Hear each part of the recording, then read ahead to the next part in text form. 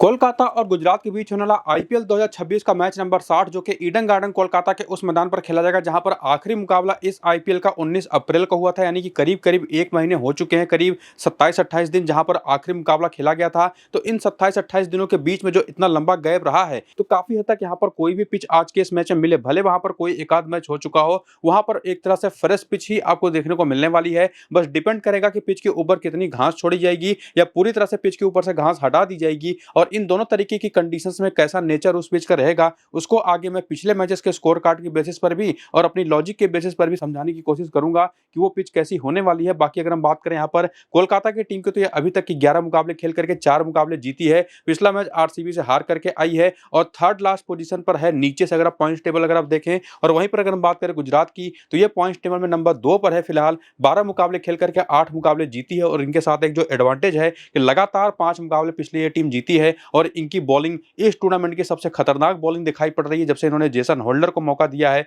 और तभी से ये विनिंग ट्रैक पर वापस आए भी हैं। तो क्या एक बार फिर से ये कोलकाता में जाकर के कोलकाता की टीम को दोबारा हरा देंगे? क्योंकि इसी सीजन के अंदर अगर हम बात करें तो ये दोनों टीमें दूसरी बार आपस में भिड़ रही हैं। जब पहली बार भिड़ी थी तो वो ऐसा मैच था जहां पर 86 रन की शानदार पारी कप्तान शुभमन गिल ने खेली थी और फॉर्म में वापस आए थे। और उसी मैच के अंदर अगर हम बात करें तो कैमरन ग्रीन भी फॉर्म में वापस आए थे कोलकाता की तरफ से 79 रन की इनिंग खेल करके। हालांकि वो पारी थोड़ी सी काफी धीमी थी, और साथ ही साथ वरुण चक्रवर्ती ने भी काफी हद तक उसी मैच में वापसी करी थी अपने फॉर्म के अंदर। और आज के मुकाबला जब 16 मई को एक बार फिर से शाम को 7:30 बजे से उसी मैदान पर खेला जाएगा, जहां पर आपको मैंने बताया कि ऑलरेडी 3 मुकाबले खेले जा चुके हैं, जहां पर पहला और दूसरा मैच जो हुआ था वो तो रात का था, शाम को 7:30 बजे से हुआ था। लेकिन ये जो आखिरी मैच था, यहाँ पर टाइम मैंने गलत लिख दिया 7 बजे, लेकिन ये हुआ था शाम को 3:30 बजे से मैच। और ये डे नाइट T20 मुकाबला जहां पर जो पिच मिली थी राजस्थान और कोलकाता के बीच हुए इस मैच के अंदर, वो पूरी तरह से ग्रासलेस थी, यानी कि जो घास थी भी उस पर पूरी तरह से हटा दी गई थी। और अभी फिलहाल जो सीजन इंडिया के अंदर चल रहा है, वहां पर जिस तरीके की धूप दिन भर पड़ती है पिच के ऊपर,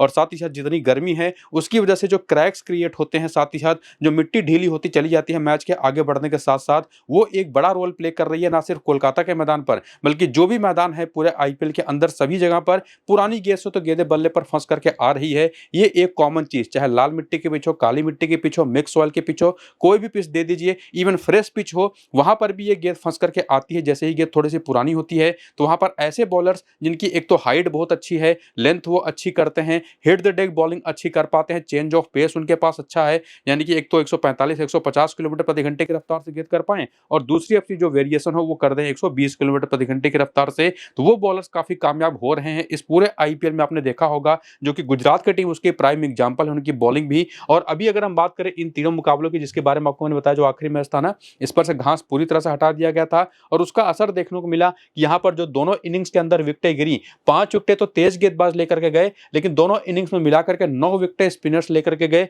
और ये दिन का मैच था तो उसका भी एक असर था। और इसके पहले के 2 मैचेस में अगर हम बात करें तो पूरी तरह से बैटिंग फ्रेंडली कंडीशंस हमको देखने को मिली। हालांकि स्पिनर्स कभी भी गेम से बाहर थे नहीं, सिर्फ इस कोलकाता और एलएसजी वाले मैच को भी देखो तो यहाँ पर भी 5 विकेटें टोटल स्पिनर्स लेकर के गए थे और 6 विकेटें तेज गेंदबाज लेकर के गए थे। ये जो पहला मैच था जहां पर कोलकाता और हैदराबाद का मैच था, तब उस समय वरुण चक्रवर्ती भी उतने अच्छे फॉर्म में थे नहीं, सुनील नारायण भी क्लिक नहीं कर पा रहे थे कोलकाता के लिए, और एसआरएच के पास तो वैसे भी स्पिन बॉलिंग अच्छी नहीं है, तो उस वजह से आपको यहाँ पर विकेटें भी उतनी दिखाई नहीं पड़ेंगी। और इवन तब फ्रेश पिच भी थी, मौसम भी ठीक ठाक था, इतनी गर्मी भी नहीं थी, तो वहां पर रन्स बन भी गए पहली इनिंग के अंदर खास करके। लेकिन सेकंड इनिंग में भी गेंद वहां पर फंस करके आ रही थी। बाकी पिछले 10 मैचेस में इसी वजह से इस मैदान पर 5 बार पहले बैटिंग करने वाली टीमें, 5 बार बैटिंग सेकंड करने वाली टीमें भी मैचेस जीती हैं। सब कुछ डिपेंड करता है कि पिच पर घास है या नहीं है, और सेकंड इनिंग के अंदर ओस आएगी या नहीं आएगी। और उन आखिरी 10 मैच में जो पेसर्स को और स्पिनर्स को विकेटें मिली हैं, उसके आंकड़े भी यहाँ पर आप देख सकते हैं। तो ओवरऑल जो कंक्लूजन बनता है इस पिच रिपोर्ट को समझने के बाद वो यही है कि टॉस के बाद हमको देखना पड़ेगा कि किस पिच पर मैच हो रहा है, और जिस पिच पर मैच हो रहा है उस पर क्या पहले कोई मुकाबला हो चुका है, और हो भी चुका हो या ना भी हो चुका हो, फ्रेश पिच हो या यूज्ड पिच हो, उस पर घास कितनी ज्यादा है या बिल्कुल हटा दी गई है घास, और साथ ही साथ ओस आने के क्या चांसेस है सेकंड इनिंग के अंदर। ये सारे जो अपडेट्स होंगे वो आपको मैं टेलीग्राम और व्हाट्सएप चैनल पर टॉस के बाद दे दूंगा। और वेदर फोरकास्ट फिलहाल जो अभी है वो तो यही बता रहा है कि पूरे दिन धूप निकली रहेगी, 36-37 डिग्री सेंटीग्रेड का टेम्परेचर होगा, लेकिन शाम को 7-8 बजे से थोड़ा सा टेम्परेचर डाउन जा सकता है, क्योंकि वहां पर हल्के फुल्के बादल भी मैदान पर रहेंगे, और ऐसी कंडीशंस में ओस आता भी है सेकंड इनिंग के अंदर। तो जो भी टीम टॉस जीतेगी मेरे हिसाब से उस कंडीशन में पहले फील्डिंग करने जाएगी। बाकी जैसा आपको मैं बता चुका हूं कि कौन सी पिच होगी उसका भी बड़ा भूमिका होगा, उसकी बेसिस पर जो भी मेरी टीम बनेगी वो भी आपको मैं टेलीग्राम और व्हाट्सएप पर बताऊंगा। दूंगा और पिच रिपोर्ट तो दूंगा ही, तो नीचे डिस्क्रिप्शन और पिन कमेंट में जो लिंक है क्लिक करिए जाकर के, और उन लिंक्स को क्लिक करके टेलीग्राम और व्हाट्सएप को ज्वाइन अगर आपने कर लिया तो ना सिर्फ अपनी स्मॉल लीग की टीम बल्कि मल्टी टीम कॉन्टेस्ट जो आप बनाते हैं, टीम में ढेर सारी जो बनाते हैं फ्री टू प्ले कॉन्टेस्ट खेलने के लिए, वहां पर भी जाकर के ज्वाइन हो सकते हैं। कमेंट बॉक्स में अगर आप मेरे पुराने वीडियोस जाकर के चेक करेंगे तो उसका सबूत आपको मिल जाएगा कि किस लेवल का वीडियो यहाँ पर आपको मिलता है। फिलहाल आपके सामने गुजरात का प्रोबेबल प्लेइंग 12 जो कि पिछले मैच में खेला था, जहां पर प्रसिद्ध कृष्णा इंपैक्ट प्लेयर के तौर पर अंदर आए थे राहुल तेवतिया की जगह पर। और उसके बाद अगर हम बात करें बॉलिंग की तो कुछ बताने की जरूरत तो है नहीं, जिस तरीके के बॉलर इनके पास है, चाहे वो रबाडा की बात कर ले, चाहे हम बात करें राशिद खान की। अरशद खान को तो पिछले 2 मैच बॉलिंग ही नहीं करनी पड़ी है, ऐसी बॉलिंग की इफेक्टिवनेस इनकी रही है। और इवन राशिद खान में पिछले वाले मैच में केवल 1 ओवर करते दिखाई पड़े थे और उसमें भी एक आखिरी विकेट लेकर के गए। बाकी रबाडा और साथ ही साथ होल्डर ने जिस तरीके से तबाही मचा रखी है सामने वाली टीमों के बैटिंग खेमे में, वो काफी काम आ रही है इस पूरे गुजरात की टीम को। और बाकी इनका जो बेंच है वो भी आप यहां पर देख सकते हैं, जिसमें मुझे नहीं लगता कि कोई खास चेंज होगा। बाकी जो बॉलिंग पिछले मैच में 5 बॉलरों ने करी थी, जिसमें आपको मैं बता चुका हूं कि राशिद खान ने 1 ही ओवर किया था, सिराज ने 3 ओवर किए थे और बाकी तीनों बॉलरों ने, जिसमें से प्रसिद्ध कृष्णा ने भी 3 ही ओवर किए थे, बाकी रबाडा और होल्डर पूरे 4-4 ओवर करते दिखाई पड़े थे। यहां पर यह चीज देखनी बहुत जरूरी है कि पावर प्ले में कौन बॉलर बॉलिंग कर रहा है वो उतना भी जरूरी नहीं है, लेकिन यह देखना बहुत जरूरी है कि अगर कोई ऐसा बॉलर हो जैसे जेसन होल्डर जो मिडिल ओवर्स में बॉलिंग करे और बाद में जाकर के डेथ में भी बॉलिंग कर दे, वो सबसे ज्यादा इंपॉर्टेंट होगा। और उस तरीके के ये दोनों ही बॉलर है, और इवन मैं तो सिराज को भी उसमें ऐड करूंगा, बाकी प्रसिद्ध कृष्णा को भी उसी में ऐड करूंगा। सिराज के साथ एक दिक्कत यह है कि डेथ ओवर्स में कभी कभार ही बॉलिंग करते हैं, जब 4 तेज गेंदबाज खेलते हैं, और इवन तब तो आकर के राशिद खान भी डेथ में बॉलिंग कर देते हैं। तब उस कंडीशन में सिराज को लेकर के जाने की जरूरत है नहीं। हालांकि आखिरी बार जब ये दोनों टीमें भिड़ी थी तब सिराज ने भी काफी कमाल की बॉलिंग करते हुए 2 विकेटें निकाली थी। बाकी करियर के आंकड़े अगर आप गुजरात के प्लेयर्स के देखना चाहें तो देख सकते हैं, मेरे हिसाब से कुछ खास इसकी इंपॉर्टेंस अब बची है नहीं, क्योंकि वैसे भी सारी टीमों ने अच्छे खासे मैचेस खेल रखे हैं, जिसमें से गुजरात का आपको मैं बता चुका हूं कि 12 मुकाबले खेल लिए हैं और उनमें से 8 मुकाबले जीते हैं, और पिछले 5 मुकाबले बैक टू बैक ये टीम खास करके अपनी बॉलिंग के दम पर, और उसमें बैटिंग की बात करें तो साई सुदर्शन के दम पर, जिन्होंने पहले अगर आप 6 मुकाबले, इनके पहले 5 मुकाबले बेसिकली अगर आप इनके देखें तो केवल 1 हाफ सेंचुरी थी, लेकिन अगले जो 6 मुकाबले इन्होंने खेले हैं उसमें अगर हम देखें तो 1 सेंचुरी है और कुल मिलाकर के 4 हाफ सेंचुरी है, केवल 1 फेलियर है। लेकिन यही एक डाउट भी क्रिएट कर देता है, क्योंकि आज का यह मैच वो मैच बन सकता है जहां पर एक लॉ ऑफ एवरेजेस होता है ना क्रिकेट के अंदर, या किसी भी तरीके से ये बुरा दिन तो आना ही है अच्छे दिन के बाद, तो वो दिन इनका आ सकता है आज के दिन। तो मैं तो ये कहूंगा कि प्लेयर के तौर पर इनको आप टीम में जरूर लेकर के रखिए, कप्तान है बस कप्तान मत बनाइएगा, ये मेरा अपना सजेशन होगा। बाकी वो चीज आप शुभमन गिल के साथ कर सकते हैं जो कि पिछले मैच में नहीं चले थे, हालांकि सेकंड लास्ट मैच में 84 रन की पारी थी और इसके पहले भी काफी अच्छे फॉर्म में दिखाई पड़े हैं इस पूरे टूर्नामेंट में। थोड़ा ये शॉट्स ज्यादा खेलने के चक्कर में आउट हो रहे हैं बीच बीच में, और ये जो 86 रन की पारी ये भी इन्होंने कोलकाता के ही खिलाफ खेली थी और काफी बढ़िया और ओवरऑल ठीक ठाक फॉर्म में है। दिक्कत रही है बटलर के साथ, जो कि कभी फॉर्म में वापस आ जाते हैं तो कभी फिर अगले 2-3 मैचेस में इनका फॉर्म डिप कर जाता है, और वो चीज पूरे टूर्नामेंट के अंदर इनके साथ देखने को मिली है। और इसी वजह से ये एक ऐसे ऑप्शन बन जाते हैं जिनको, इनके लिए भी मैं वही कहूंगा कि कप्तान है बस कप्तान तो मत बनाइएगा, रिस्क ले पाए तो ही वो चीज आप करिएगा। बल्कि आप ये भी कर सकते हैं कि या तो इनको टीम में रखिए और या तो आप इनके जहां पर ट्राई कर सकते हैं वाशिंगटन सुंदर को भी, या दोनों के साथ भी आप जा सकते हैं। लेकिन ये एक ऐसी टीम है जो बॉलिंग हैवी टीम है, जहां से अगर हम बात करें रबाडा को आप ड्रॉप कर ही नहीं सकते। प्रसिद्ध कृष्णा के साथ दिक्कत ये हालांकि है जरूर कि ये इंपैक्ट प्लेयर के ही तौर पर आएंगे, और इंपैक्ट प्लेयर के तौर पर कौन आ जाए टीम के अंदर कोई भरोसा नहीं है, क्योंकि अगर बैटिंग कोलैप्स हुआ तो कोई बैटर ये ऐड कर लेंगे, और बॉलिंग में अगर जरूरत ना पड़ी तो प्रसिद्ध कृष्णा को साथ ओवर ही ना मिले। लेकिन कम से कम जो पिछले मैच में टीम इनकी खेली थी उसके हिसाब से कगिसो रबाडा, प्रसिद्ध कृष्णा और जेसन होल्डर जैसे ऐसे 3 नाम इस टीम के अंदर ऑलरेडी हैं, जिनको आप ऐसी पिचेस पर ड्रॉप कर ही नहीं सकते, जिसका रीजन आपको मैं पिच रिपोर्ट के टाइम पर ही बता चुका हूं। तो तीनों के पास अच्छी खासी हाइट है, तीनों के पास अच्छी पेस है, वेरिएशन बहुत अच्छी कर लेते हैं, ऊपर डाली गई गेंद बहुत अच्छी कर लेते हैं, और साथ ही साथ हिट द डेक बॉलिंग भी पूरी करते हैं, और ये सारी क्वालिटी इन तीनों के पास है जो कि इस तरीके के पिचेस के लिए यूजफुल होती है। और बाकी राशिद खान को तो कौन ही भूल सकता है, जिस तरीके के फॉर्म में फिलहाल पिछले कुल 3-4 मैचेस से हैं खास करके। हालांकि इनके भी ओवर्स कितने होंगे कुछ खास पता होता नहीं, लेकिन कम से कम ये बात पक्की है कि टॉप ऑर्डर के दोनों बैटर्स और साथ ही साथ होल्डर और साथ ही साथ रबाडा और इसके अलावा प्रसिद्ध कृष्णा, ये 5 ऐसे नाम हैं जिनको लेकर के कोई डाउट आपको दिमाग में रखने की जरूरत है नहीं। थोड़ा सा अगर आप सेफ खेलना चाहते हो तो प्रसिद्ध कृष्णा की ही जगह पर आप राशिद खान को लेकर के चले जाइएगा। और जैसा मैंने को बताया कि बटलर और वाशिंगटन सुंदर में से किसी एक को तो आपको पिक करना ही करना है, इसमें कोई डाउट है नहीं। तो 6 ऑप्शन तो आपके पास क्लियर कट यहाँ पर निकल करके आ रहे हैं, जिनको अपनी टीम में आप लेके जा सकते हैं रिसेंट फॉर्म के ही बेसिस पर, जिससे आपको ये क्लैरिटी तो कम से कम मिल रही है कि कितना ज्यादा रिस्क लेकर के किसको आप लेके जाएंगे और सेफ खेलना चाहेंगे तो किसके साथ जाना चाहेंगे। और अरशद खान उसमें एक और बहुत इंपॉर्टेंट ऑप्शन है, हालांकि उनको पिछले 2 मैचों बॉलिंग मिली ही नहीं है और उसकी वजह से उनके साथ भी एक रिस्क रहेगा।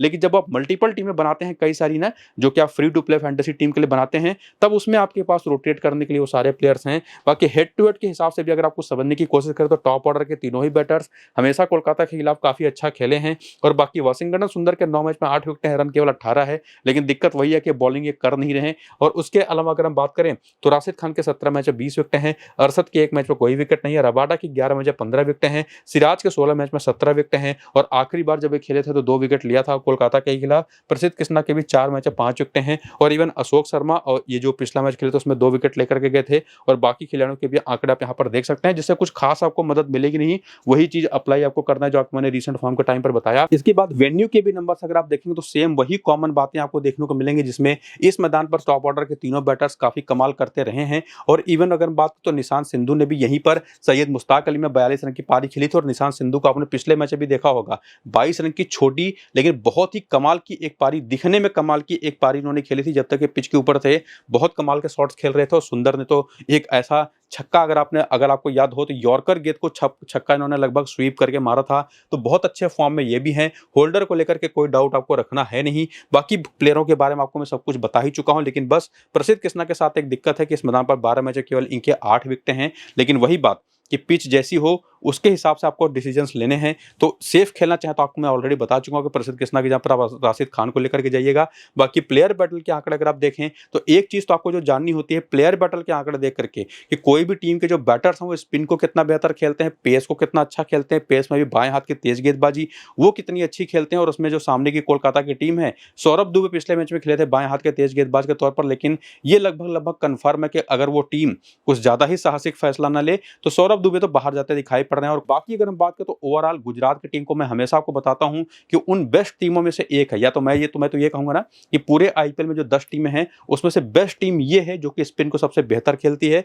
इंडिविजुअल कुछ बॉलर्स हैं जो कि परेशान करते रहे, जिसमें सुनील नरेन खास करके साई सुदर्शन को परेशान कर चुके हैं। बाकियों के खिलाफ उसमें बाएं हाथ की तेज गेंदबाजी पर आंकड़े थोड़े से खराब है, कैमरन ग्रीन पर नंबर थोड़े से एवरेज हैं, लेकिन चक्रवर्ती को उन्होंने बहुत अच्छा खेला है। शुभमन गिल, वैभव अरोड़ा को 2 बार आउट हुए जरूर है लेकिन 76 रन बना करके। बाकी बटलर की बात कर लें तो ये वरुण चक्रवर्ती पर थोड़ा बहुत फंसे हैं, लेकिन मोर देन इनफ नंबर्स हैं जिसके दम पर आप लेके जाएं। बाकी वरुण चक्रवर्ती अगर नहीं खेलते हैं ना तब तो ये टीम और बेहतर नजर आ रही है बैटिंग पर्सपेक्टिव से। यह बात आगे बढ़ती हुई अगर आप बात करें तो ग्लेन फिलिप्स जो कि फिलहाल तो खेल नहीं रहे, बाएं हाथ की तेज गेंदबाजी पर ये भी फंसते हैं। बाकी सुंदर वरुण चक्रवर्ती पर एक बार सस्ते में आउट हो चुके और एक ऐसे प्लेयर है वाशिंगटन सुंदर जो स्पिन पर थोड़ा सा खराब खेलते हैं, पेस इनको काफी सूट करता है। तो इस तरह से एक बेहतरीन स्पिन खेलने वाली जो टीम है उसमें अगर पिछले आज के इस मैच में एक बार फिर से वरुण चक्रवर्ती नहीं खेलते हैं, जो कोलकाता की टीम का अगर आप लाइनअप देखें ना तो पिछले वाले मैच में ये खेले भी नहीं थे, उसका वजह था इंजरी। और इंजरी की वजह से अगर आप वो आज की इस मैच में फिर से नहीं खेलते तो मुझे लगता है कि बैटिंग के लिए भी बहुत ही बड़ा एडवांटेज होगा जो गुजरात की है।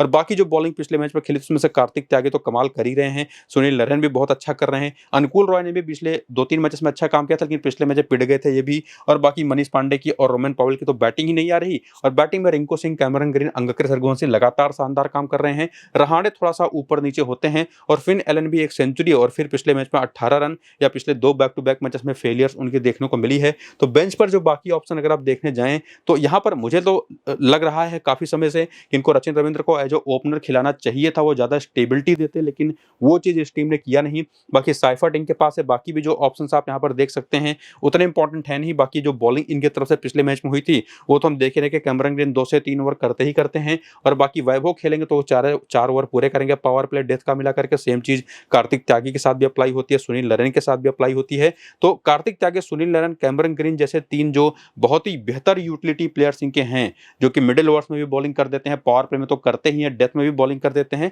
ये तीनों बेस्ट रहेंगे। बाकी करियर के आंकड़े अगर आप देखना चाहें तो वो भी वीडियो को रोक करके देख लीजिएगा। फिलहाल मैं आगे बढ़ूंगा और बात करूंगा रीसेंट फॉर्म की। और रीसेंट फॉर्म अगर आप इस कोलकाता की टीम के प्लेयर्स का देखें तो ऑलरेडी अभी प्लेइंग 11 के टाइम पर आपको बता दिया ना कि अंगक्रम रघुवंशी, कैमरन ग्रीन और रिंकू सिंह इनकी बैटिंग में टॉप फॉर्म में है फिलहाल। फिलहाल और तीनों के तीनों, और उसमें तो अगर मैं कहूँ, अभी मैंने एक इंटरव्यू देखा था शेन वॉटसन का, उन्होंने कहा अंगक्रिस रघुवंशी के बारे में कि वो संजू सैमसन टाइप प्लेयर लगते हैं, उनको बहुत ही कमाल के इनके पास स्ट्रोक्स हैं, हर तरीके के क्लासिकल शॉट्स खेलते हैं, स्पिन खेलने में महारत हासिल है इनको, स्पिन वैसे भी बहुत अच्छी खेलेंगे तो उसका भी एक एडवांटेज बन जाता है। और पिछले मैच भी उन्होंने उसके बाद ही 71 रन की पारी खेल भी दी। तो ये तीन तो इनके पास बेस्ट बैटिंग ऑप्शन है जो कि जबरदस्त फॉर्म में भी हैं, जिसमें फिन एलन और रहाणे ऐसे दो ऑप्शन है। इसमें से अगर आप सेफ खेलना चाहें तो निश्चित तौर पर फिन एलन ही आपकी टीम में होने चाहिए मेरे हिसाब से भी, जो कि सेकंड लास्ट में जो सेंचुरी भी लगा करके आए हैं। वरना आप थोड़ा सा रिस्क ले पाए तो रहाणे को भी ट्राई कर सकते हैं। और बाकी रोमन पॉल, मनीष पांडे की तो बैटिंग नहीं आ रही, और उसी में एक ट्रम्प ऑप्शन यहाँ पर अनुकूल रॉय भी हैं जो कि 3 से 4 ओवर लगातार कर रहे हैं।